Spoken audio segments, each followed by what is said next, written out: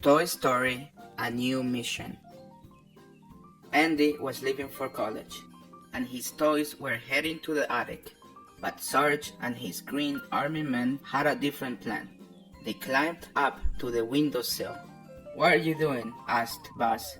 "We're moving on," Sarge replied. Sarge explained that the platoon's tour of duty in Andy's room was over.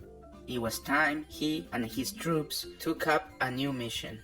With one last salute, they jumped off the windowsill, opened their parachutes, and sailed across the city.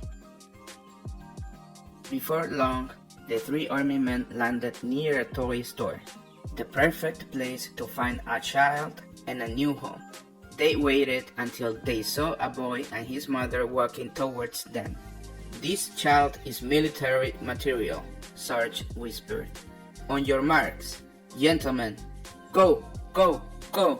Quickly, Sarge and his men jumped into the mother's shopping bag. But the soldiers weren't taken home for playtime. They made a different stop instead. The boy and his mother went to a bakery where the baker gave the boy a giant cookie. As he reached for it, the boy knocked the bag over and the army men tumbled to the floor. After the boy left, the baker spotted the toys beside the counter. "New decorations," the baker thought as he scooped them off the floor.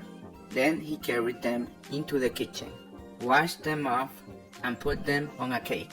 Soon the army men were ankle deep in icing in a refrigerator with other cakes. "Looks like we are in for a long, cold night," Sarge sighed. But as soon as morning came, the soldiers went on the move again. The baker put the cake in a box, and a few hours later, Sarge and his men found themselves in front of a very happy birthday boy. "Green Army men, cool!" the boy exclaimed. Excited, he plucked the soldiers off the cake and set them aside. "This could be it, man," Sarge whispered. "This boy could lead us to our new home." The soldiers nodded in agreement. Their mission was back on track. Then somehow the soldiers lost the boy. Sarge scanned the Pizza Planet party room. "Target is heading for the exit. Let's move, move, move." The army men followed the boy out of the door, but they were too late. He was gone. Before the army men could retreat, a pizza delivery truck screeched to a stop just beside them. They watched as the waiter came out of the restaurant with a tall stack of pizza boxes in his arms. "Take these pizzas to the Wilderness Explorer Picnic," the waiter told the driver. "And hurry, there are lots of hungry kids waiting for lunch." Sarge looked at his men and smiled. Perfect, they all thought. Sarge and his troops climbed onto the top of the pizza truck. But as soon as the truck hit a bump, one of the soldiers' parachutes opened. The wind was strong and began to pull him off. "Go on without me," the cadet called. "Negative," said Sarge. "A good soldier never leaves a man behind." He and the other cadet let go of the truck, held onto the soldier, and let the wind carry them off. They landed on the side of the road, and as night fell, they made a tent out of a newspaper they found.